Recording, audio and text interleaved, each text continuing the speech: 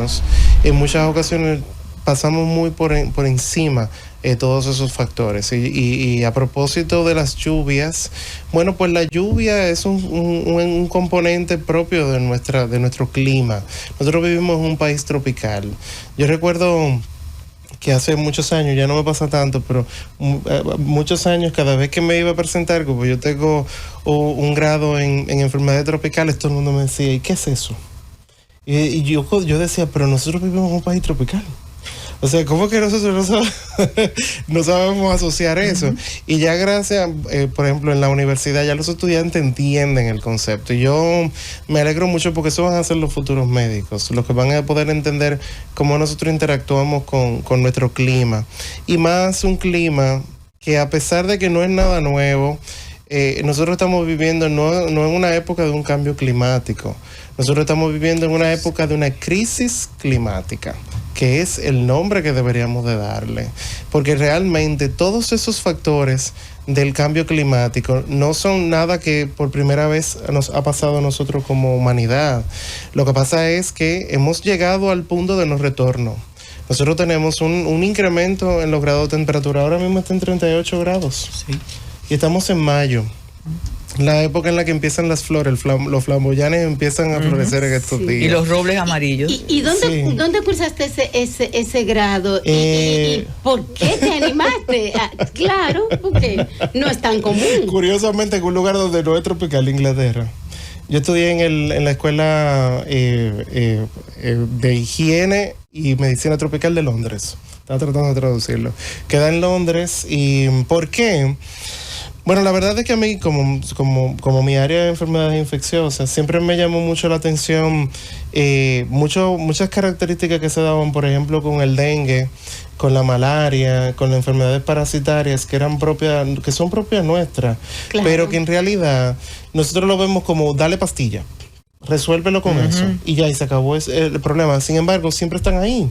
Es como que dengue es un problema nuestro, siempre ha estado ahí, pero nosotros no analizamos al dengue desde su esencia, qué es lo que facilita que cada periodo de tiempo nosotros tengamos situaciones como la que tenemos este año. Es de lo mismo que se queja el doctor Clemente Terrero, ¿sí? Uh-huh.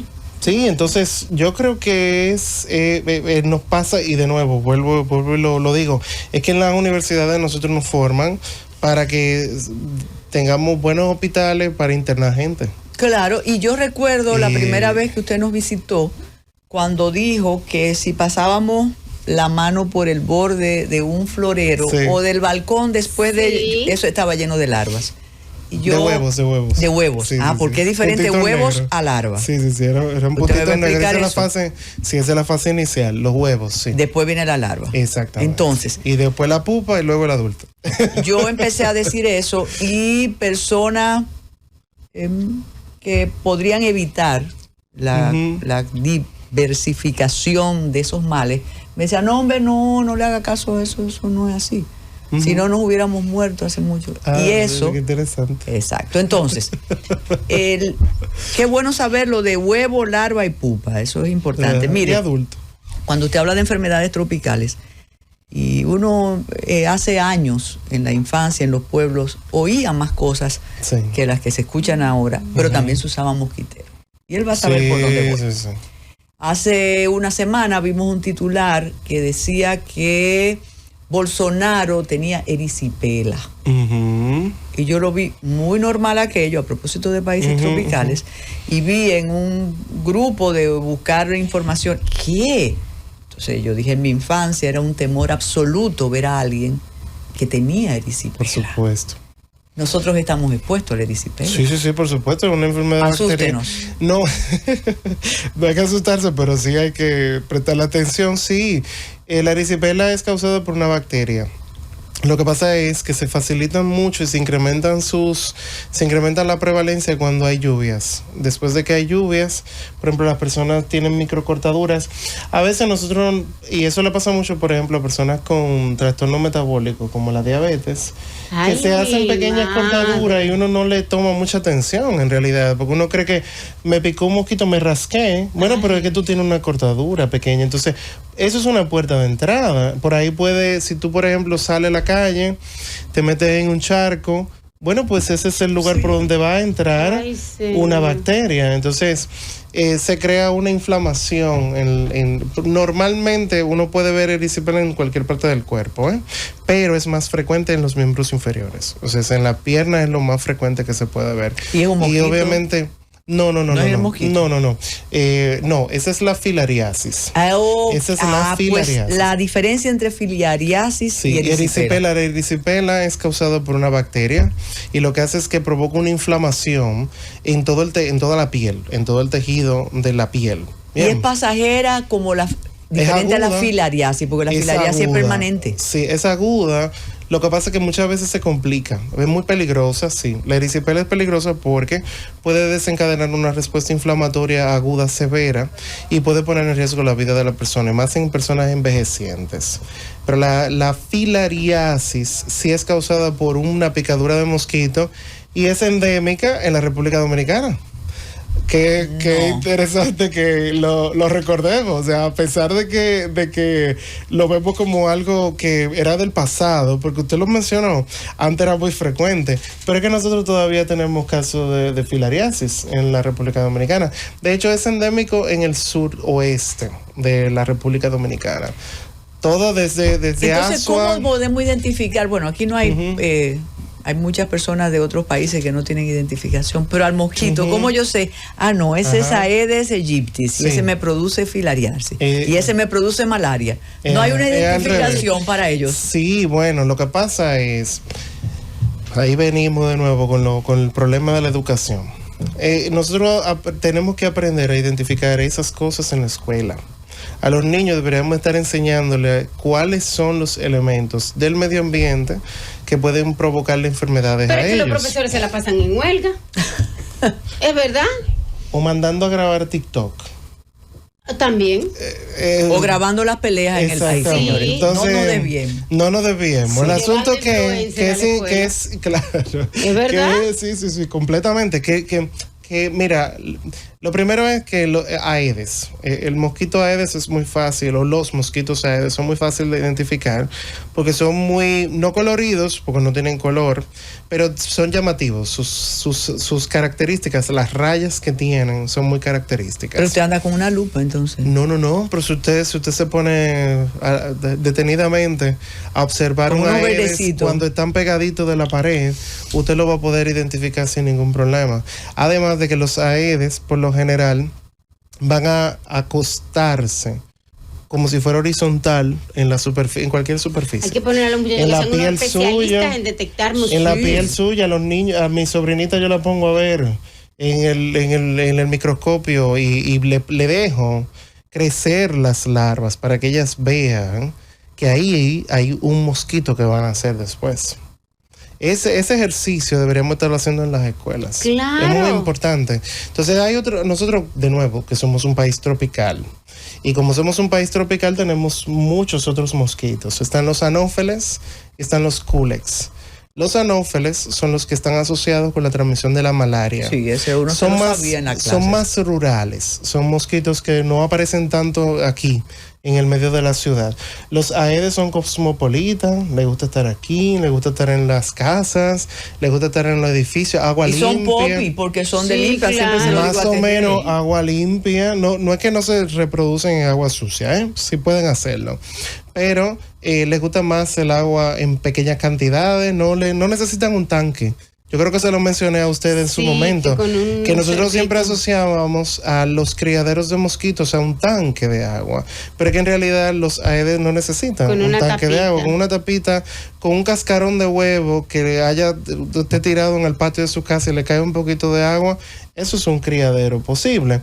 Entonces, los anófeles prefieren vivir en espacios más rurales y sus huevos normalmente los depositan en agua sucia. Por eso ustedes ven que, por ejemplo, en las lagunas, en charcos, por ejemplo, donde hay ganado, podemos encontrar con mucha facilidad anófeles y culex también.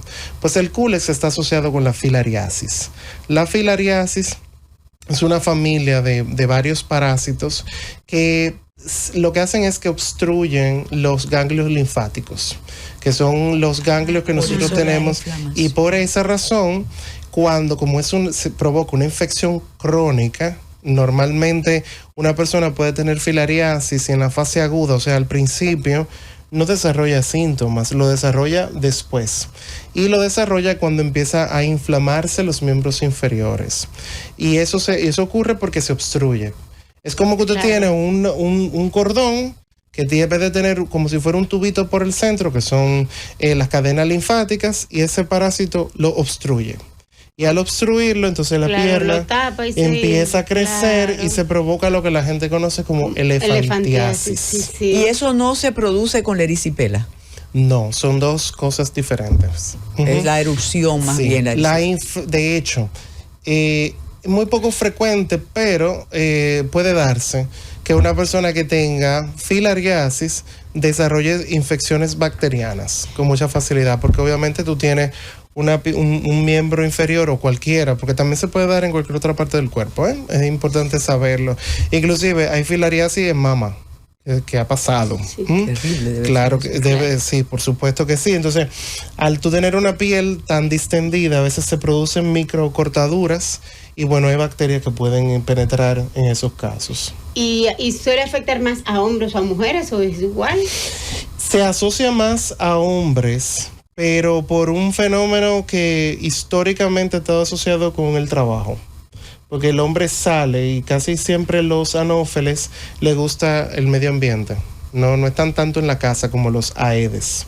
Los aedes prefieren estar dentro de la casa. En la noche, el parásito provoca que la hembra de los mosquitos culex vaya a alimentarse en la noche a la casa. ¿Por qué? Porque el parásito sale de los ganglios linfáticos hacia la sangre para poder aprovechar ese momento y poder que ese mosquito lo lleve hacia otra persona. Es un mecanismo de simbiosis que se da entre el mosquito y el parásito que ha evolucionado en el tiempo. Y en cuanto a la edad.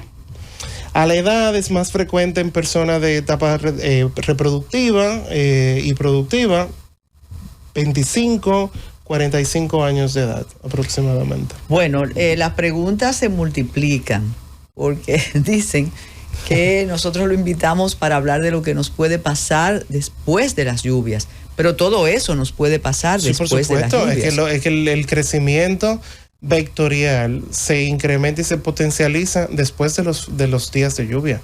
¿Y por qué completamente? Lo voy a llevar a su terreno.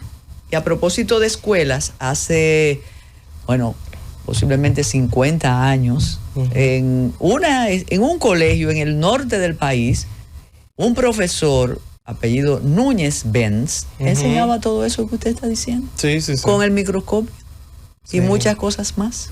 Usted sabe. Wow. Entonces, un abrazo para allá en Puerto Plata. Mire esto. Dicen aquí, con todo lo que ha expuesto el doctor, y muchos halagos siempre. Claro. Y las políticas públicas. Porque estamos hablando, usted como especialista, como una persona que se formó en un país donde no hay enfermedades tropicales, hay nieve, hay frío. Pero sí las estudian. Exacto. Sí han creado el método. Que es lo interesante. Cuando hicimos el cruce con Brasil y Bolsonaro, Brasil tiene una serie de enfermedades. Un país continente. Igual que Paraguay, por ejemplo. Entonces, no se supondría que tendríamos que tener, que tendrían que existir políticas públicas de los salubristas para que todo esto lo sepamos. Sí, lo que pasa es que eso significa prevención y nosotros hacemos muy poca inversión en prevención. Eso yo entiendo que es esencialmente el gran problema que tienen los sistemas de salud en América Latina, y República Dominicana no es la excepción. Y segundo, el primer nivel de atención. Nosotros tenemos una inexistencia de los primeros niveles de atención a nivel del país que provoca que las personas acudan a los servicios hospitalarios cuando tienen manifestaciones serias. Es decir, que no se hace, porque todo esto y todas estas enfermedades, la única forma que nosotros tenemos que científicamente se ha comprobado es a través de la prevención. Pero la prevención requiere inversión. ¿Por qué? Porque la prevención cuesta. Sin embargo, cuando tú pones en una balanza la inversión en prevención versus la calidad de vida, el bienestar de la población y la expectativa de vida, te das cuenta que es mejor invertir en la prevención que tratar o invertir en enfermedades. Nosotros tenemos un serio problema de enfermedades crónicas no transmisibles, diabetes, hipertensión y problemas cardiovasculares, que ha sido una tendencia a nivel global. Sin embargo, ¿cómo tú puedes prevenir que la población tenga menos diabetes? A través de la prevención. Pero a ver, ¿usted conoce algunos programas que se hagan de manera consistente y persistente para que la gente entienda lo que es comer saludable? Ese concepto de comer saludable y de tener una vida activa es muy subjetivo en nuestro país. Yo discuto siempre con mis estudiantes el concepto de cuál es el concepto que ellos tienen de comer saludable. Y yo le puedo decir que en un aula de 40 estudiantes dicen cosas diferentes. Sí. ¿Por qué? Porque tenemos que tener una política nacional de qué es lo que la población debería estar comiendo. Y yo sé que, de nuevo, va a ser una política que va a permitir delinear en conceptos generales qué es lo que nuestros niños y niñas deberían de estar comiendo, y que no siempre se va a aplicar en un 100%, pero tenemos que tener un punto de partida. Un punto de partida. El desayuno escolar, ¿de qué va? ¿Cuáles son los componentes que tiene el desayuno escolar? Realmente estamos enseñando a los niños que además de que el desayuno escolar tenga, vamos a esperar que es balanceado. Bien, vamos a asumir que es balanceado. Cuando ellos llegan a la casa, ¿siguen haciéndolo? ¿Lo entienden los padres? Entonces, estamos provocando una población enferma. Entonces, las enfermedades transmisibles tienen el mismo problema, que si tú no haces una inversión constante y persistente de promoción de la salud para prevenir el impacto que tienen todas, porque el dengue, nosotros podemos controlarlo, podemos mitigar el efecto del dengue, pero no lo vamos a erradicar. Entonces, esa erradicación nos va a tomar probablemente otros esfuerzos que no existen en este momento. Entonces, esas herramientas que todavía no existen, no podemos contar con ellas. La única que contamos es con la prevención. Claro, es que estoy muy de acuerdo con lo que plantea el doctor con relación a las políticas desde el Estado para el tema de una alimentación saludable. Uh-huh. Aquí en el país hay una marca de helados a que yo disfruto. A mí me encanta. Cada vez que tengo oportunidad, pues me doy ese gustito. Uh-huh. Y un día estoy leyendo la etiqueta y dice, tiene exceso de azúcar y exceso de grasa, dice la etiqueta. Sí, sí. Y yo le dije a mi hermana, pero eso no lo puso el Ministerio de Salud Pública. No. Cuando miro es que es una marca de helado mexicana. Uh-huh. Y el Ministerio de Salud de México lo dice. Entonces, la filial de la de aquí tiene que hacer. Cumple los estándares. Sí, porque ese producto específico viene importado directo y como es el homólogo, pues está validado y no importa, o sea, es el mismo. Porque el registro sanitario se homologó, entonces no importa porque ya está validado, está bien. Uh-huh. Entonces, caramba, eso mismo lo podemos hacer aquí, como está con el cigarro y como ya se logró con el alcohol. Claro. Aquí se logró con el alcohol, que dice el fumar es perjudicial para la salud. Sí. Y con el alcohol también se hizo. Y eso no significa que se haya reducido el consumo de alcohol, ni que haya afectado a la empresa. Exactamente. Entonces, se puede lograr hacer así también. Por supuesto que sí. Con la comida. Y tenemos que mirarlo desde ya. O sea, nosotros tenemos que tomar medidas al respecto. Y inclusive, ese es el punto de nuevo. El punto de partida, la educación básica inicial en salud es fundamental, pero tiene que verse de manera integral. Tú tienes que ver al individuo como un todo. Si tú vives en Villamella y alrededor de donde está la escuela hay una laguna, ¿qué va a pasar con esa cuando llueva?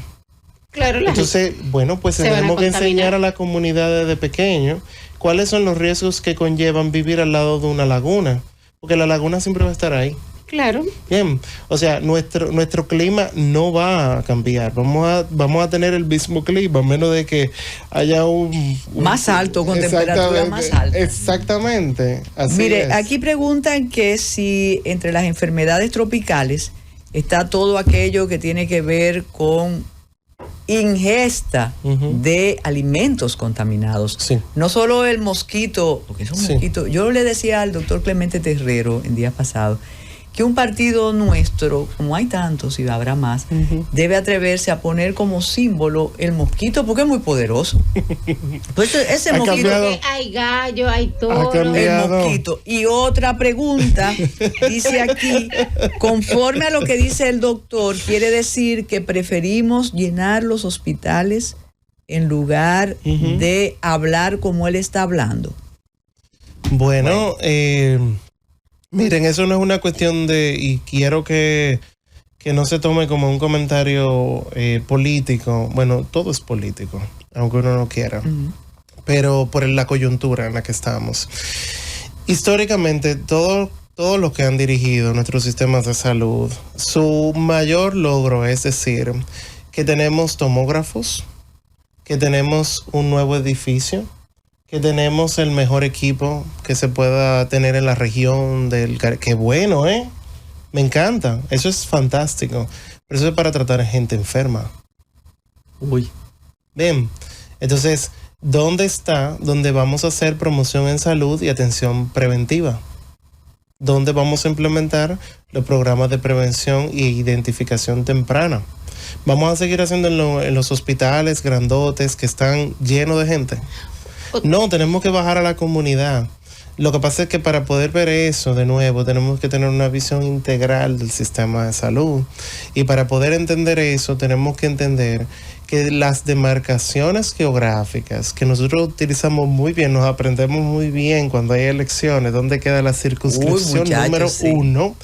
Entonces tenemos que saber que por cada 2,000 personas que viven en la circunscripción número 1, nosotros tenemos que tener al menos 3 médicos que van a estar asignados a esas 1,000 personas y al menos 3 enfermeras por cada uno de los médicos que nosotros necesitamos en la circunscripción. ¿Y cuántos trabajadores sociales? Igual, ya no están estandarizados por la Organización Mundial de la Salud, pero yo te diría que por cada unidad de atención primaria debe haber un trabajador social. Entonces, partiendo de lo que es mucho, debería de ser más. Entonces, partiendo de lo que usted plantea, doctor, entonces, un éxito no es decir, tenemos inaugurado tantos hospitales con tantas camas y tantos tomógrafos. La infraestructura es necesaria. Sería decir, este año redujimos la cantidad de partos en adolescentes, exacto, la cantidad de embarazos, la cantidad de muertos por accidentes de tránsito. Indicadores básicos de salud. En un tanto por ciento. ¿Usted se imagina? De que bajamos la tasa de muertos por accidentes de tránsito. Por supuesto. De un 27 Hicimos un gran 18. Programa y redujimos la mortalidad materno-infantil. Mire. Por enfermedades prevenibles por vacunas, por ejemplo. O las diabetes bajó. Entonces, ese debe de ser el objetivo fundamental de los sistemas de salud. Vernos cómo solucionamos los problemas y las amenazas que tiene nuestra población. Entonces, con lo que ya hablamos de esos poderosos mosquitos y la pregunta que hacen a propósito de alimentos que ingerimos, ahí está la chericha, sí, la Escherichia coli, la shigella, hay muchas cosas más. Ajá, pero los problemas de enfermedades o de infecciones asociadas a los alimentos tienen mucho que ver con nuestra relación con los alimentos, cómo los preparamos, cómo los manipulamos. Y la manipulación, mira, yo creo que hemos cambiado mucho.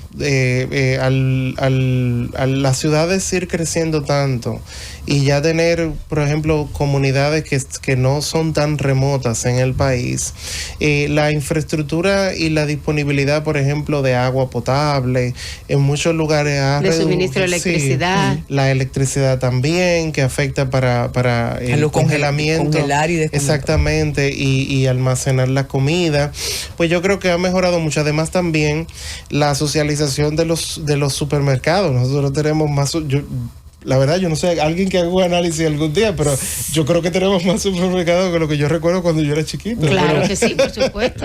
Claro. Sí, la verdad. Entonces, tú tienes la posibilidad de tener alimentos frescos con más posibilidades y más rápido, y eso reduce muchísimo el tema de la manipulación. Yo lo que creo que muchos de los problemas que seguimos teniendo con los alimentos mal manipulados está asociado con la informalidad de la alimentación en las calles, más que la alimentación doméstica. A mí me parece que el problema... Y esas cosas. No, y también los vegetales, vegetales, frutas, cosas como esas, que realmente no hay una... De nuevo, el Estado es el gran ausente en ese proceso de regulación, porque tú encuentras en la calle cualquier persona que pone un puesto y vende cosas en la horario. calle. Con horario, saca su paila, claro, entonces... Y la supervisión de la autoridad que no cumple su rol. Exactamente, además de que nosotros hemos naturalizado la diarrea en nuestro país. O sea, si usted es muy interesante porque la diarrea es un indicador epidemiológico. Cuando nosotros queremos saber cómo se andan comportando algunas enfermedades transmisibles, la fiebre, la diarrea son indicadores. O sea, si yo veo que hay un incremento de diarrea en mi población, pues yo voy a sospechar que puede ser cólera. Bien, pero resulta que nosotros, a propósito de que hemos naturalizado tanto la diarrea, ustedes lo van a escuchar a menudo. Yo me comí algo que me salí provocó, sí. Y me dio una diarrea y duré 3 días. Sí, eso en Londres usted no. Y ya se me quitó. Sí. Y ya se me quitó. La ginebra no provoca eso. Y ya gastroenteritis, porque sí. Entonces tú escuchas eso y tú dices, vaya, y a los niños también. Entonces, muchas veces, por ejemplo, cuando ustedes recuerdan el brote que ocurrió recientemente de cólera aquí en la marginal de Los Sama, ustedes dirán, pero ven acá, qué raro que no hubo tanta gente. Si bien es cierto, se pudo conseguir vacuna de cólera para poder hacer vacunación en anillo, tú dirás, bueno, pero tal vez había mucha población que había sido expuesta previamente, que su sistema inmunológico pudo controlar la infección y no pasó de ahí. Y tal vez una diarrea mala de varios días que se solucionó con hidratación y con jugo y cosas como esa, pues probablemente fue eso, porque la infección por el cólera deja inmunidad a largo plazo. O sea, si una persona se expone, no le va a volver a dar. Mire, el tiempo se nos va. Sí. Usted mencionó charcos. Sí. Y yo pienso que parte de la transformación negativa de la sociedad dominicana es ver enfrente de un restaurante donde podemos disfrutar de delicias comparables a la de cualquier restaurante europeo o americano. Usted cruza y usted ve el charco ahí enfrente, además de las bolsas con basura. No estoy diciendo nada impropio, vamos a disfrutar, no, para nada. Pero de las delicias. Claro que sí. Todas esas son fuentes de contaminación, sí, doctor. Igual que en la escuela. En la escuela tuve la escuela, entonces ahí vuelven las políticas públicas. Y las autoridades locales, las alcaldías, que no es solamente para elegirla cada 4 años, sino nosotros tenemos que saber que quienes tienen la responsabilidad primaria de mantener un buen manejo de los desechos sólidos en nuestras ciudades son las alcaldías, no es el gobierno central. Entonces, y yo creo que a veces se nos olvida eso. Es el principal gobierno que nosotros tenemos a nivel municipal. No sabemos de gobierno municipal. Entonces, ese tema de los desechos sólidos en nuestro país es un serio problema a largo plazo. Vimos hace poco cómo la zona colonial por primera vez en la historia se inundó. Y tú dirás, pero ¿cómo puede ser eso posible? Si la única alcantarilla que sirve en la ciudad entera es la de la ciudad colonial. ¿Cómo puede ser? Bueno, pero es que viene tanta basura de arriba que los lugares donde debería pasar el agua se obstruyeron porque ya no están diseñados para que se vayan completamente a la basura. Entonces, esa relación que nosotros tenemos errónea con el plástico, por ejemplo, de un solo uso, de pequeñas cantidades de plástico que se van eliminando en el día a día, tiene unas consecuencias. ¿Por qué? Porque inclusive usted mencionaba que el restaurante, a veces yo me pongo a observar con detalle el entorno de los lugares donde estamos o donde frecuentamos. Y tú puedes ver cómo, por ejemplo, en las construcciones, tú tienes un edificio muy bonito y al lado hay una construcción que está llena de basura. Eso es un criadero de mosquitos. Y tú tienes al lado a todas las víctimas, porque tú las tienes en el edificio. Entonces tú dices, tú te montas en tu ascensor, en tu buen carro, y tú dices, no, aquí yo estoy bien porque esto es un edificio bien y porque aquí no. No, pero que tú tienes tu entorno lleno de basura. O sea, tú no vas a dejar de ser vulnerable porque de nuevo, cómo nosotros nos vinculamos a la solución de los problemas cuando nosotros como comunidad funcionamos. Y yo creo que COVID-19, y yo creo que, bueno, los sociólogos pueden explicar eso mejor, provocó una disrupción en la comunicación y en el lenguaje de la sociedad respecto al movernos a tomar decisiones. O sea, nosotros antes, y usted probablemente lo recuerda, cuando habían campañas que se hacían en las comunidades, salían la gente, tú veías a la gente involucrada en vamos a limpiar, vamos a hacer cosas. Ahora no, que venga el ministro de salud a limpiarme el patio de mi casa. Pero ¿cómo puede ser eso posible? O sea, ¿cómo podemos estar pensando que la responsabilidad primaria de mantener tu entorno saludable es responsabilidad del ministro de Salud Pública? Nos debe una segunda parte porque necesitamos continuar con esto. Muchísimas gracias. Muchas gracias. Bueno, después de las elecciones. Todo es después de las... Usted no tiene una deuda porque se va a pagar después de las elecciones. No. Muchísimas gracias. Ya llegó el gobierno que estábamos esperando, doctor. Usted nos ha dejado preocupados, pero muy importante. Y le tenemos ahí todas las preguntas que algunos oyentes hicieron, además del asombro, que sí, que los charcos, que el agua, que los parásitos. Muy buenas tardes y mañana será otro día aquí en la Z101 esperando el gobierno. En la